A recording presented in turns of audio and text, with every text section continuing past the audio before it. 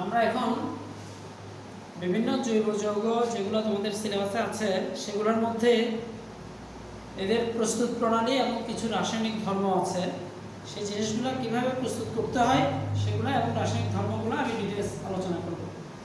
এখানে অবশ্য প্রত্যেকটা যৌগেরই যে ধর্মগুলো আছে কিংবা প্রস্তুত প্রণালী আছে খুব সামান্য অংশই আছে, ডিটেলস নাই, যতটুকু আছে আমি ঠিক ততটুকুই পড়াবো। যেমন আমাদের প্রথমেই প্রস্তুত প্রণালী আমরা প্রথমে স্টার্ট করব অ্যালকেন দিয়ে। অ্যালকেন কিভাবে প্রস্তুত করতে হয়, তাহলে অ্যালকেনের প্রস্তুত প্রণালী আমাদের প্রথম প্রস্তুত প্রণালী যেটা হচ্ছে কার্বন ডাইঅক্সাইডের সাথে যদি হাইড্রোজেন বিক্রিয়া করে, কার্বন ডাইঅক্সাইড হাইড্রোজেনের সাথে বিক্রিয়া করলে আমরা জৈব যৌগের ক্ষেত্রে একটা জিনিস খেয়াল করব যে জৈব যৌগ কোনো একটা প্রভাবকের উপস্থিতিতে কিন্তু বিক্রিয়া করে। যেমন এখানে কার্বন ডাইঅক্সাইড এবং হাইড্রোজেন, এটা যদিও জৈব যৌগ না কিন্তু আমরা জৈব যৌগ প্রস্তুত করার জন্য এটা ব্যবহার করব। এটা নিকেল প্রভাবকের উপস্থিতিতে 250 ডিগ্রি সেন্টিগ্রেড তাপমাত্রায় বিক্রিয়া করে মিথেন এবং পানি উৎপন্ন করে, মিথেন এবং H2O।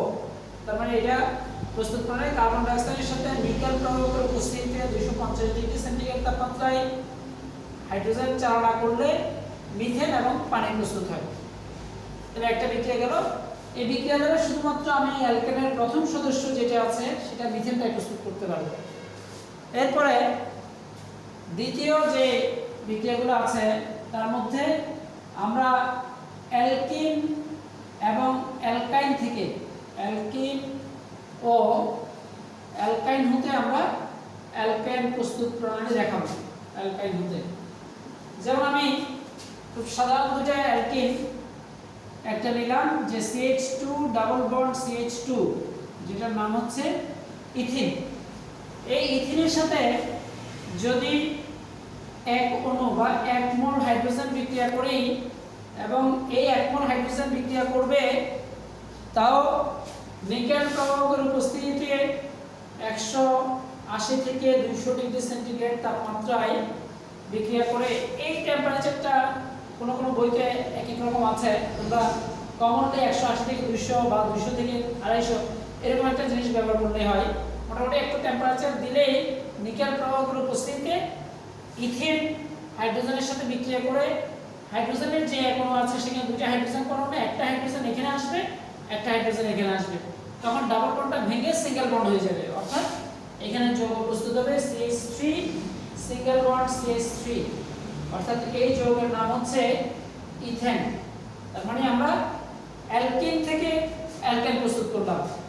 তবে এই যৌগটা একটা জিনিস খেয়াল করো, CH3 আমরা কিন্তু CH3 এভাবে লিখতে পারি। অর্থাৎ এখানে যদি হাইপেন নাও দেওয়া হয়, হাইপেন মানে হচ্ছে একটা বন্ড, তার মানে এখানে মনে মনে ধরে নিতে হবে এখানে একটা বন্ড আছে, না দিলেও বুঝতে হবে এখানে বন্ড আছে, আর দিলে তো ভালো কথা, এখানে একটা বন্ড CH3। তাহলে আমরা অ্যালকিন থেকে অর্থাৎ ইথিন থেকে ইথেন প্রস্তুত করলাম। একইভাবে কার্বনের সংখ্যা যদি আরেকটা বাড়াই, যেমন আমি CH3 CH double bond CH2, এই যৌগটার নাম হচ্ছে প্রোপিন। তাহলে প্রোপিনের সাথে যদি আমি সিমিলারলি হাইড্রোজেন যুক্ত করি, হাইড্রোজেনের 1 মোল যুক্ত করলে হাইড্রোজেনের দুটো হাইড্রোজেন পরমাণু ডাবল বন্ডের দুই পাশের কার্বনে একটা একটা করে যুক্ত হবে, একটা এখানে একটা এখানে, অর্থাৎ তখন যৌগ হবে CH3 CH2 CH3 এবং যেহেতু 3 কার্বন বিশিষ্ট অ্যালকেন সুতরাং এটার নাম হবে প্রোপেন। এবং এখানেও একইভাবে আমরা ওই নিকেল প্রভাবকের উপস্থিতিতে 180 থেকে 200 ডিগ্রি সেন্টিগ্রেড তাপমাত্রায় বিক্রিয়া করলে আমরা অ্যালকেন প্রস্তুত করি। তাহলে এখানে যত কার্বন বিশিষ্ট অ্যালকেন দেওয়া হোক না কেন একই কার্বন সংখ্যা বিশিষ্ট অ্যালকেনে পরিণত হবে, শুধুমাত্র এক অণু হাইড্রোজেন সেখানে যুক্ত হবে। এটা হচ্ছে অ্যালকেন থেকে আমরা কিভাবে অ্যালকেন প্রস্তুত করতে পারলাম।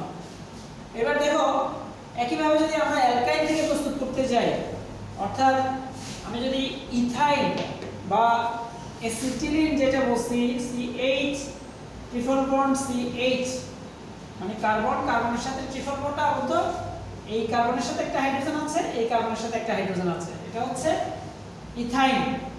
তাহলে এই ইথাইনের সাথে যদি আমি হাইড্রোজেন দিই, তাহলে একবারে যদি আমি 2 অণু হাইড্রোজেন দিয়ে দিই, তাহলে 2 অণু 2 মোল হাইড্রোজেন মানে হচ্ছে মোট 4টা হাইড্রোজেন পরমাণু। সেখানে 4টা হাইড্রোজেন পরমাণু 2টা এই কার্বনের সাথে এবং 2টা এই কার্বনের সাথে যদি যুক্ত হয়, তাহলে যৌগের সংকেত হবে CH3 সিঙ্গেল বন্ড CH3। এটাও কিন্তু আমরা সেম লিখতে পারি যে নিকেল প্রবাহকের উপস্থিতিতে ওই 180 থেকে 200 ডিগ্রি সেন্টিগ্রেড তাপমাত্রায় বিক্রিয়া করে কিন্তু ইথাইন থেকে আমরা ইথেন প্রস্তুত করতে পারি। তাহলে একইভাবে আমরা 3 কার্বন বিশিষ্ট যৌগের ক্ষেত্রে সেটাই লিখব যে প্রোপাইন থেকেও কিন্তু 2 অণু হাইড্রোজেন বা 2 মোল হাইড্রোজেন বিক্রিয়া করে প্রোপাইন প্রস্তুত করা যায়। অর্থাৎ আমি যদি যৌগটা এভাবে লিখি CH3 C triple bond CH plus 2 hydrogen, তাহলে সেক্ষেত্রে এখানে কিন্তু প্রভাবকগুলো অবশ্যই তোমাদেরকে দিতে হবে।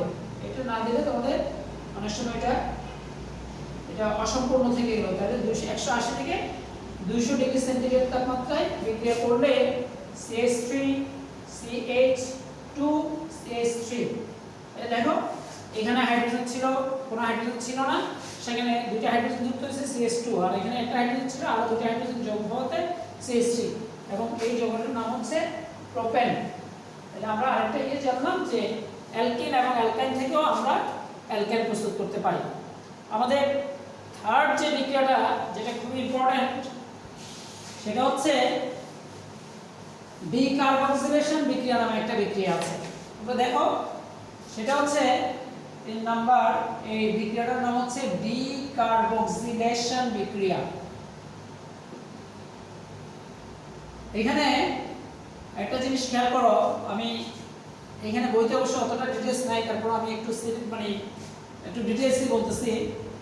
যেমন CH3 COOH যৌগটা হচ্ছে 2 কার্বন বিশিষ্ট অ্যাসিড ইথানোয়িক অ্যাসিড, বা এটা অ্যাসিটিক অ্যাসিডও বলা হয়। আমরা জানি অ্যাসিড যখন ক্ষারের সাথে বিক্রিয়া করে, সোডিয়াম হাইড্রোক্সাইডের সাথে বিক্রিয়া করে, তখন লবণ এবং পানি উৎপন্ন হয়। তাহলে CH3 COONA প্লাস H2O, তার মানে এই যে CH3 COONA যে যৌগটা প্রস্তুত হয়েছে, এটা ছিল ইথানোয়িক অ্যাসিড, এটা সোডিয়াম হাইড্রোক্সাইড। তাহলে অ্যাসিড এবং ক্ষার বিক্রিয়া করে যে লবণটা উৎপন্ন হচ্ছে, সেই লবণটার নাম হচ্ছে সোডিয়াম ইথানোয়েট। ইথানোয়িক অ্যাসিড থেকে ইথানোয়েট, তাহলে সোডিয়াম ইথানোয়েট এটা একটা লবণ, এবং এটা যেহেতু এটাকে কার্বক্সিলিক অ্যাসিড বলা হয়, এর মধ্যে কারো কারো প্রশ্ন হয়তো থাকতে পারে যে কোনো বইতে লেখা আছে যে জৈব অ্যাসিড বা কার্বক্সিলিক অ্যাসিডকে ফ্যাটি অ্যাসিড বলা হয় কেন? এটার উত্তর হচ্ছে প্রথম দিকে যখন জৈব যৌগ বা জৈব অ্যাসিডগুলো তৈরি হয়েছে, তখন ফ্যাট বা চর্বি থেকে প্রস্তুত হয়েছিল বলে ওই যৌগগুলোর কমন নেমটা ওই ফ্যাটি অ্যাসিডই নামকরণ রয়ে গেছে। যদিও সবসময় যে এটা ফ্যাট থেকে তৈরি হবে এটা কিন্তু না, কিন্তু ওই প্রথম দিকে তৈরি হয়েছিল বলে এটার নাম ফ্যাটি অ্যাসিড আছে এখনো। তাহলে সোডিয়াম ইথানোয়েট আমরা যে লবণটা পাইলাম, এখন আমাদের ডিকার্বক্সিলেশন বিক্রিয়া যেটা, সেটাতে আমরা এই যে কার্বক্সিলিক অ্যাসিডের সোডিয়াম লবণ, এই যে এই লবণটাকে বলা হয় কার্বক্সিলিক অ্যাসিডের সোডিয়াম লবণ, কার্বক্সিলিক অ্যাসিড থেকেই কিন্তু এই লবণটা প্রস্তুত হয়েছে।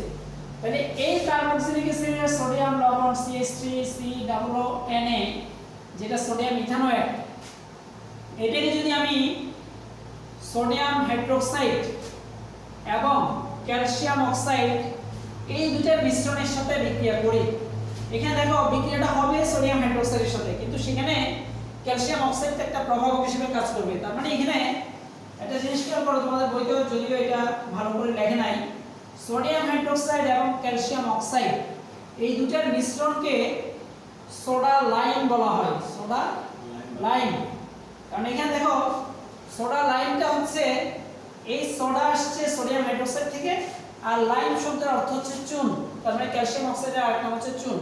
তাহলে এই যে দুইটার মিশ্রণটাই হচ্ছে সোডা লাইম। অর্থাৎ আমি যদি সোডিয়াম ইথানোয়েট বা ফ্যাটি অ্যাসিডের সোডিয়াম লবণের সাথে যদি সোডা লাইম বিক্রিয়া করি, তাহলে সেক্ষেত্রে আমার এই COO মূলকটা, এই মূলকটার নাম হচ্ছে কার্বক্সিল মূলক। তাহলে এই কার্বক্সিল মূলকটা চলে যায়, COO মূলকটা এখান থেকে চলে যাবে আর সেখানে এই সোডিয়াম হাইড্রোক্সাইডের হাইড্রোজেনটা এসে এখানে যুক্ত হবে।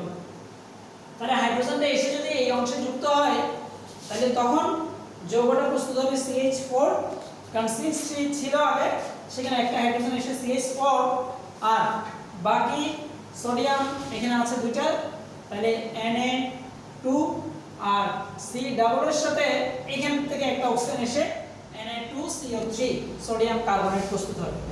দেখো ভালো করে, আমরা যেই যৌগটা এখানে প্রস্তুত করলাম সেটা হচ্ছে মিথেন। তার মানে মিথেনটা হচ্ছে এক কার্বন বিশিষ্ট, কিন্তু আমরা যেই যৌগটা চুজ করছি অর্থাৎ যেই যৌগটা সোলালাইনের সাথে বিক্রিয়া করছি সেই যৌগতে কিন্তু কার্বনের সংখ্যা দুইটা। তার মানে এখানে একটা কার্বন কমে যায় এবং কার্বন কমে যায় অর্থাৎ কার্বক্সিল মূলকটা এখান থেকে চলে যায় বলে এই বিক্রিয়াকে ডিকার্বক্সিলেশন বলা হয়। কারণ ডি শব্দের অর্থ হচ্ছে এখানে ডিডাক্ট হওয়া বা চলে যাওয়া, বের হয়ে যাওয়া। তাহলে যেহেতু কার্বক্সিল মূলক চলে যায় বলে এটাকে ডিকার্বক্সিলেশন বিক্রিয়া বলা হয়। এটা যদিও এখানে এত ভালো করে লেখা নাই। তাহলে ডিকার্বক্সিলেশন বিক্রিয়ায় আমরা যখনই যত কার্বন বিশিষ্ট অ্যালকেন তৈরি করতে বলবে তার থেকে একটা বেশি কার্বন নিতে হবে। যেমন বাই চান্স বলা হলো আমাকে CH3 CH2 CH3 এই যৌগটা আমি ডিকার্বক্সিলেশন বিক্রিয়ায় যদি প্রস্তুত করতে চাই, অর্থাৎ এখানে কার্বনের সংখ্যা হচ্ছে 3টা। তার মানে আমরা জানি এখানে এই বিক্রিয়ায় কার্বনের সংখ্যা একটা কমে যাবে।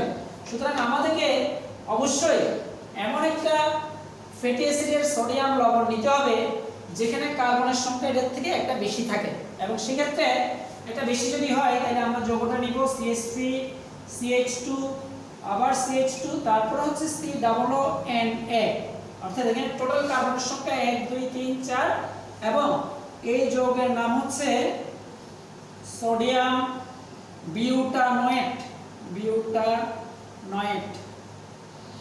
এই সোডিয়াম বিউটানোয়েটের সাথে সেম যদি আমি সোডিয়াম হাইড্রোক্সাইড এবং ক্যালসিয়াম অক্সাইডের মিশ্রণটা বিক্রিয়া করি অর্থাৎ সোলালাইন বিক্রিয়া করলে তাহলে আমাদের প্রোপেন প্রস্তুত হবে। কারণ এখানে COONA অংশটা পুরোটাই চলে যাবে, হাইড্রোজেনটা এসে এখানে যুক্ত হবে।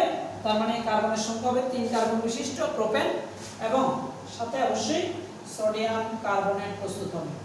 অর্থাৎ আমার কত কার্বন বিশিষ্ট ফ্যাটি অ্যাসিডের লবণ নিলাম সেটা প্রথমে চিন্তা করব, সেটা হলে কার্বনটা কমে যাবে। আবার যত কার্বন বিশিষ্ট অ্যালকেন তৈরি করতে বলবে তার থেকে একটা বেশি কার্বন এখানে ফ্যাটি অ্যাসিডের লবণের মধ্যে নিতে হবে।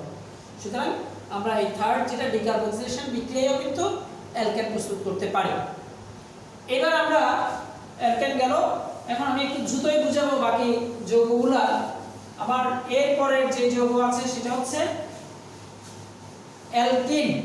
অ্যালকিন কিভাবে প্রস্তুত করতে হয়? যাই হোক, অ্যালকিন প্রস্তুতের আগে আমি খুব শর্টকাট একটু অ্যালকেনের দুইটা ধর্ম আছে রাসায়নিক বিক্রিয়া। যেমন যে কোনো অ্যালকেন যেমন CH4 এটার সাথে যখন অক্সিজেনের বিক্রিয়া করা হয় বা দহন বিক্রিয়া করলে যে কোনো হাইড্রোকার্বন অক্সিজেনের সাথে বিক্রিয়া করলেই কিন্তু কার্বন ডাই অক্সাইড এবং পানি উৎপন্ন হবে এবং সাথে তাপ উৎপন্ন হবে, তাপ শক্তি উৎপন্ন হয়। তার মানে CH4 মিথেন অক্সিজেনের সাথে বিক্রিয়া করে কার্বন ডাই অক্সাইড এবং পানি উৎপন্ন হবে। এক্ষেত্রে যত হাইড্রোকার্বন হোক সবগুলো কিন্তু কার্বন ডাই অক্সাইড এবং পানি উৎপন্ন হবে, সাথে তাপ শক্তি উৎপন্ন হবে। এটা হচ্ছে অ্যালকেনের দহন বিক্রিয়া। দহন তার মানে যে কোনো দহন বিক্রিয়ায় সবসময় কিন্তু অক্সিজেনের সাথে বিক্রিয়া এবং সেক্ষেত্রে জৈব যৌগ বিক্রিয়া করলেই কার্বন ডাই অক্সাইড এবং পানি উৎপন্ন হয়। এরপরে আমাদের খুব ইম্পর্টেন্ট একটা বিক্রিয়া আছে, সেটা হচ্ছে ক্লোরিনের সাথে বিক্রিয়া। ক্লোরিনের সাথে বা হ্যালোজেনের সাথে বিক্রিয়া। ক্লোরিনের সাথে বিক্রিয়াগুলো দেখে আমরা যদি প্রথমেই মিথেনের কথা চিন্তা করি, মিথেন যদি ক্লোরিনের সাথে বিক্রিয়া করে এই ক্ষেত্রে কিন্তু আমাদের বিক্রিয়াতে একটি কন্ডিশন আছে, এটা হচ্ছে সূর্যালোকের উপস্থিতিতে। অর্থাৎ আলট্রাভায়োলেট রে, ইউভি রশ্মি, সূর্যের আলোতে যে ইউভি রশ্মি আছে বা সূর্যালোক এর উপস্থিতিতে যদি মিথেন ক্লোরিনের সাথে বিক্রিয়া করে তখন সেখানে একটা প্রতিস্থাপন বিক্রিয়া হয়। প্রতিস্থাপন বিক্রিয়া কাকে বলে? যখন কোনো একটা যৌগের একটা অংশ অন্য কোনো যৌগের একটা অংশ দ্বারা সরে যায় এবং সেই জায়গাটা দখল করে, যেমন এখানে একটা হাইড্রোজেনকে সরিয়ে যদি একটা ক্লোরিন আসে তখন এই যৌগটা হবে CH3Cl প্লাস যে হাইড্রোজেনটা চলে যাচ্ছে আর একটা ক্লোরিন রয়ে গেছে সেই হাইড্রোজেনের সাথে যুক্ত হয়ে HCl বা হাইড্রোক্লোরিক অ্যাসিড তৈরি করবে। তাহলে এটার নাম হচ্ছে মিথাইল ক্লোরাইড, বা এটার আরেকটা নাম হচ্ছে ক্লোরোমিথেন। যেহেতু আমাদের ওই যৌগটা অরিজিনাল যৌগ ছিল মিথাইল, সেই মিথেন থেকে একটা হাইড্রোজেন চলে যাওয়ার পরে এটা কিন্তু ক্লোরোমিথেন, এটা ক্লোরোমিথেন, অথবা এটার নাম হচ্ছে মিথাইল ক্লোরাইড প্রস্তুত হইল। এই বিক্রিয়াটা কিন্তু 4টা ধাপে বিক্রিয়াটা হয়। মানে মিথাইল ক্লোরাইড যখন তৈরি হলো, দ্বিতীয় ধাপে আমরা যখন আবার মিথাইল ক্লোরাইডকে যখন আবার ক্লোরিনের সাথে বিক্রিয়া করব সেম কন্ডিশন, মানে সূর্যালোকের উপস্থিতিতে এই বিক্রিয়াটা, অর্থাৎ আরেকটা ক্লোরিন, এখান থেকে ক্লোরিন একটা তো হাইড্রোজেনকে সরিয়ে আসছে, ক্লোরিন এখান থেকে আরেকটা হাইড্রোজেনকে সরাবে, তার মানে হাইড্রোজেন একটা কমবে, ক্লোরিন বাড়বে, অর্থাৎ যৌগটা হবে CH2Cl2 প্লাস আবারও HCl।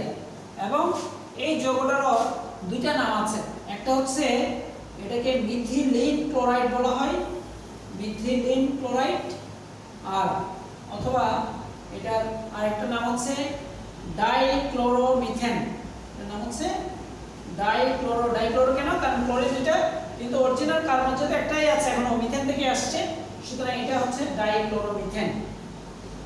তাহলে একইভাবে আমরা যদি এইভাবে দেখাই যে ডাইক্লোরোমিথেন CH2Cl2 এটা যদি আবার ক্লোরিনের সাথে বিক্রিয়া করে সূর্যালোকের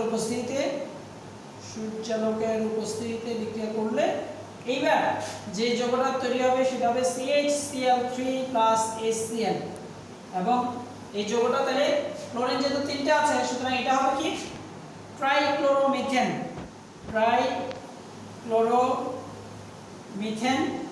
এবং এটারও একটা কমন নাম আছে, সেটা হচ্ছে এটাকে ক্লোরোফর্মও বলা হয়, যেটা আমরা একসময়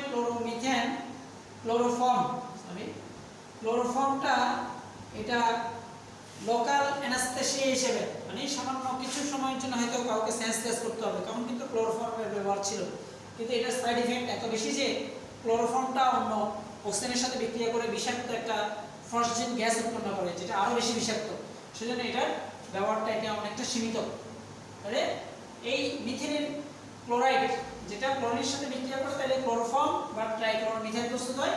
এবং আমাদের লাস্ট যে ধাপটা সেটা হচ্ছে CHCl3, এটা যখন আবার ক্লোরিনের সাথে বিক্রিয়া করবে তখন CCl4 প্লাস HCl, তার মানে তখন হাইড্রোজেন এটা সরে যায়, ক্লোরিন আরেকটা এসে CCl4, এবং এই যৌগটাকে আমরা উপরে দেখাই। এটা হচ্ছে, এটার দুইটা নাম আছে, প্রত্যেকটা যৌগের এখানে দুইটা করে নাম, কার্বন টেট্রাক্লোরাইড, বা এটার আরেকটা নাম হচ্ছে টেট্রাক্লোরোমিথেন উৎপন্ন হয়, টেট্রাক্লোরোমিথেন এটা উৎপন্ন হয়। এগুলোর আলাদা আলাদা ব্যবহার আমাদের বর্তমান বই অবশ্য নাই, কিন্তু এর আগের এডিশনের বইতে এগুলো খুব ভালোভাবে ছিল।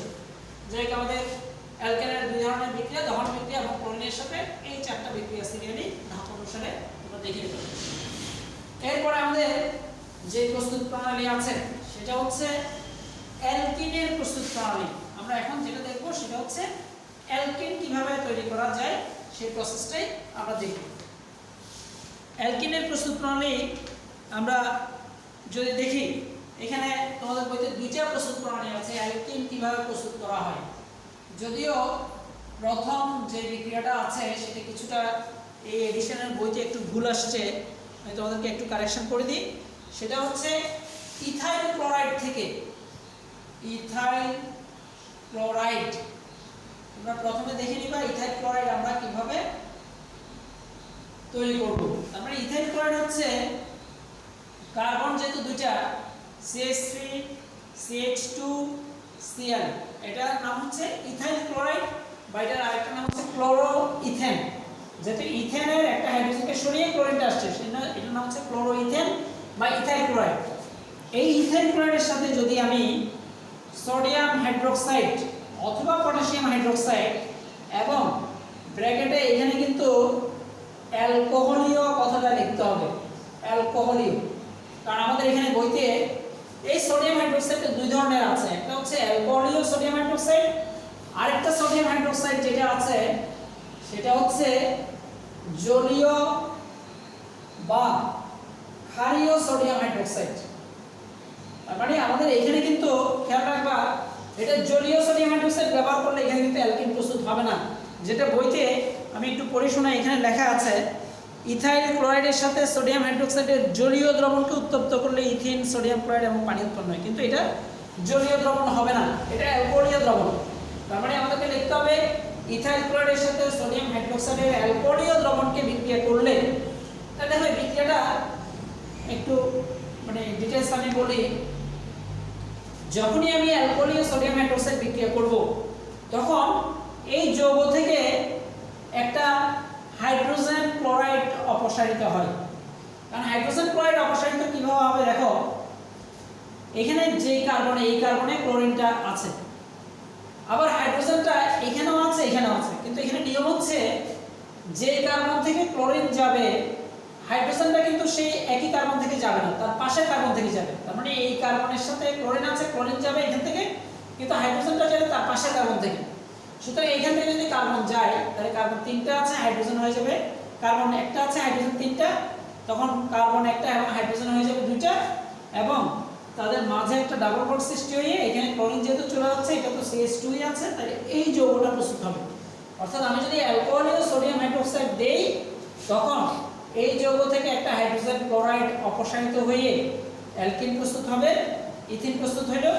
আর এখান থেকে যে হাইড্রোজেনটা যাচ্ছে সেই হাইড্রোজেনটা OH এর সাথে যুক্ত হয়ে পানি তৈরি করবে, এবং ক্লোরিন যেটা যাচ্ছে সেটা সোডিয়ামের সাথে যুক্ত হয়ে সোডিয়াম ক্লোরাইড তৈরি করবে। তাহলে আমরা ইথাইল ক্লোরাইড থেকে অ্যালকিন পাইলাম।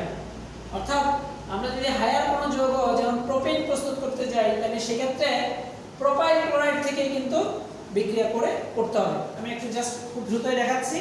যেমন CH3 CH2 আবার CH2Cl, এটা লিখলাম, এটা হচ্ছে প্রোপাইল ক্লোরাইড।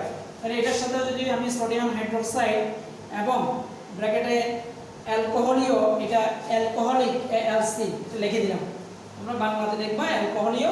তাহলে সেক্ষেত্রে ক্লোরিনটা যাবে এই কার্বন থেকে, কিন্তু হাইড্রোজেনটা যাবে তার পাশের কার্বন থেকে। সুতরাং তাদের এই কার্বন এবং এই কার্বনের মাঝে একটা ডাবল বন্ড হবে এবং যৌগ হবে CH3CH ডাবল বন্ড CH2, আর আগের মতো সোডিয়ামের সাথে ক্লোরিন যুক্ত হয়ে সোডিয়াম ক্লোরাইড তৈরি করবে, এবং এখান থেকে যে হাইড্রোজেন সেটা OH এর সাথে যুক্ত হয়ে পানি তৈরি করবে। তাহলে আমরা এইভাবে কিন্তু ইথাইল ক্লোরাইড থেকেও অপসারণ, হাইড্রোজেন ক্লোরাইড অপসারণের মাধ্যমে আমরা অ্যালকিন প্রস্তুত করতে পারি। আমাদের আরেকটা বিক্রিয়া আছে, সেটা হচ্ছে অ্যালকোহল থেকে। আমরা অ্যালকোহল থেকে কিভাবে করব সেটা, তাও অ্যালকিন প্রস্তুতি। অ্যালকোহল হতে আমরা একটা অ্যালকোহল নিই CH3 CH2OH, এই অ্যালকোহলটার নাম হচ্ছে ইথানল বা ইথাইল অ্যালকোহল। মানে ইথানলের মধ্য দিয়ে যদি আমি এটা সালফিউরিক অ্যাসিড H2SO4 বা আরেকটা যৌগ আছে অ্যালুমিনিয়াম অক্সাইড Al2O3, এটার ভিতর দিয়ে যদি আমি চালনা করি সালফিউরিক অ্যাসিড অথবা অ্যালুমিনিয়াম অক্সাইড, এই দুটো নিরোধক হিসেবে কাজ করে। নিরোধক মানে কি? নিরোধক হচ্ছে যেসব যৌগ অন্য কোনো যৌগ থেকে কোনো পানি শোষণ করে নেয় তাদেরকে বলা হয় নিরোধক। উদক শব্দের অর্থ হচ্ছে পানি, নিরোধক মানে নাই উদক, মানে উদক যেখানে থাকে না। তাহলে সালফিউরিক অ্যাসিড বা অ্যালুমিনিয়াম অক্সাইডের উপস্থিতিতে যদি অ্যালকোহলের সাথে বিক্রিয়া করা হয়, তখন একইভাবে আগের বিক্রিয়ার মতো OH-টা এই কার্বন থেকে যাবে এবং এই কার্বন থেকে একটা হাইড্রোজেন, মানে হাইড্রোজেন আর OH মিলে পানি, এখনো পানি অপসারিত হবে এবং CH2 ডাবল বন্ড CH2 এই যৌগটা প্রস্তুত হবে এবং সাথে পানি। তার মানে অ্যালকোহলের সাথে যদি আমি সালফিউরিক অ্যাসিড বা অ্যালুমিনিয়াম অক্সাইড, অথবা এটার আরেকটা নাম হচ্ছে, এটাকে অ্যালুমিনাও বলা হয়, অ্যালুমিনা চূর্ণ। তাহলে অ্যালুমিনা যদি বিক্রিয়া ব্যবহৃত হয় তাহলে সেটা পানি শোষণ করে এটা অ্যালকিন প্রস্তুত করে। তাহলে আমরা অ্যালকিনের প্রস্তুত প্রণালী দেখলাম। এরপরে আমরা অ্যালকিনের দুটো প্রস্তুত প্রণালী দেখার পরে অ্যালকিনের দুই একটা রাসায়নিক ধর্ম আছে যে অ্যালকিন কিভাবে বিক্রিয়া করে আমরা খুব দ্রুতই সেটা দেখাচ্ছি। তাহলে অ্যালকিনের বিক্রিয়ার মধ্যে একটা বিক্রিয়া হচ্ছে যে কোনো alkyne CH2 double bond CH2, এটা যদি হাইড্রোজেনের সাথে বিক্রিয়া করে, বিক্রিয়াটা যদিও আমরা আগেই অ্যালকেন প্রস্তুতির সময় দেখাইছিলাম, সেটা CH3 CH3 উৎপন্ন হবে। সেই একইভাবে নিকেল প্রভাবকের উপস্থিতিতে আমরা 180 থেকে 200 ডিগ্রি সেন্টিগ্রেড তাপমাত্রায় বিক্রিয়া করলে তাহলে অ্যালকেন প্রস্তুত হবে। তাহলে এই বিক্রিয়াটার নাম হচ্ছে অ্যালকেনের হাইড্রোজেনেশন বিক্রিয়া বা হাইড্রোজেন সংযোজন বিক্রিয়া। অর্থাৎ হাইড্রোজেন যুক্ত হলে এই যৌগটা উৎপন্ন হবে। এরপরে আমাদের আরেকটা বিক্রিয়া আছে, যেমন একটা খুব শর্টকাট আমি দেখাই, CH2 ডাবল বন্ড CH2, এটার সাথে যদি আমি পানির বিক্রিয়া করি, পানিটা আমরা জানি যে H+ এবং OH- দুইটা অংশে বিভক্ত থাকে। তাহলে এই ক্ষেত্রে যদি আমি এখানে সালফিউরিক অ্যাসিড দিই, তাহলে ইথিনের সাথে পানির বিক্রিয়া হলে হাইড্রোজেনটা একটা কার্বনে যাবে, OH-টা একটা কার্বনে যাবে। তার মানে তখন যৌগটা তৈরি হবে CH3 CH2 OH। অর্থাৎ অ্যালকেনের সাথে পানির বিক্রিয়ায় ওই যে অ্যালকোহল প্রস্তুত হবে। আর এর আগে কিন্তু আমি দেখাছিলাম অ্যালকোহলকে আবার সালফিউরিক অ্যাসিডের উপস্থিতিতে বিক্রিয়া করলে এখনো পানি অপসারিত হয়ে অ্যালকেন প্রস্তুত হবে। এটা তার অপোজিট বিক্রিয়া। তাই অ্যালকেনের সাথে পানির বিক্রিয়া করলে অ্যালকোহল প্রস্তুত হতে পারে। এটা হচ্ছে পানি সংযোজন বিক্রিয়া। আর এরপর আমাদের খুব ইম্পর্টেন্ট দুটো বিক্রিয়া আছে, সেটা হচ্ছে এই অ্যালকিনের সাথে যদি CH2 ডাবল বন্ড CH2, এটার সাথে যদি আমি ব্রোমিন বিক্রিয়া করি, এই ব্রোমিনটা যদি এখানে কার্বন টেট্রাক্লোরাইডের উপস্থিতিতে বিক্রিয়াটা করে বা টেট্রাক্লোরোমিথেন, এটার সাথে ব্রোমিন বিক্রিয়া করে, তখন ব্রোমিনের দুইটা ব্রোমিন পরমাণু, একটা ব্রোমিন এখানে একটা ব্রোমিন এখানে গিয়ে এখানে ডাবল বন্ডটা ভেঙে সিঙ্গেল বন্ড হয়ে যাবে। অর্থাৎ CH2 আমি এখানে Br এভাবে লিখতে পারি, আর এটা সিঙ্গেল বন্ড CH2 Br। তাহলে এই যৌগটা উৎপন্ন হয়। দেখো একটা জিনিস খেয়াল করো, এই ব্রোমিনের বর্ণ কিন্তু লাল, মানে লাল বর্ণের ব্রোমিনটা সাধারণত তরল পদার্থ হিসেবে থাকে। লাল বর্ণের ব্রোমিনটা যখনই অ্যালকিনের সাথে বিক্রিয়া করবে, তখন ডাবল বন্ডটা ভেঙে গিয়ে 1,2-ডাইব্রোমোইথেন, এটার নাম হচ্ছে 1,2-ডাইব্রোমোইথেন প্রস্তুত করে। তাহলে 1,2-ডাইব্রোমোইথেনে এটা কিন্তু